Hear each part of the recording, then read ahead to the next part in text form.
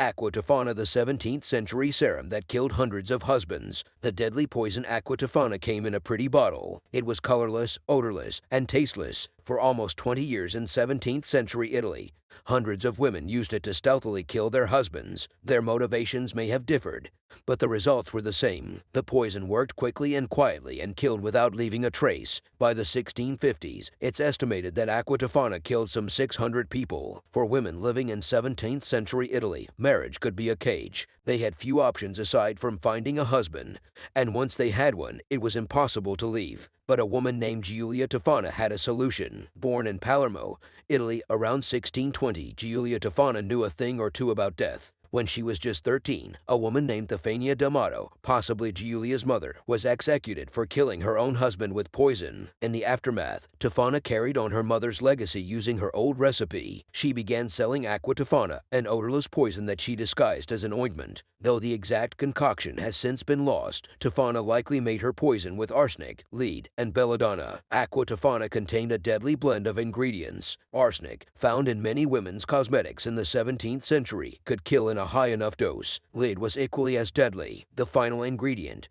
belladonna, was also used in small doses as a makeup. Women would take the juice from the nightshades berries and use it as eye drops to dilate their eyes. Giulia Tofana established quite the business in Rome, where she hired associates to operate a covert apothecary to quietly sell their deadly potion among actual cosmetic products. Soon, men began dying by the dozens as a result of women desperate to leave their unhappy marriages or collect the inheritance money and begin anew. For women who wanted to relieve themselves of their husbands, Aqua Tofana was the perfect murder weapon. It came in a simple bottle that they could hide among their toiletries, and it was odorless and tasteless, which meant they could slip it into their husband's food and drink without him noticing. The effects of Aqua Tofana caused symptoms similar to a cold. A second dose would induce stomach aches, vomiting, and diarrhea. Finally, after a third or fourth dose, the victim was at death's door. For almost 2 decades, Giulia Tofana quietly sold her poison until one of her customers brought her downfall. One of Giulia Tofana's clients decided to use Aqua Tofana to kill her husband. She put a few drops in his soup and brought it to their table. But when he brought the bowl to his lips, she had a change of heart, begging him not to drink the soup.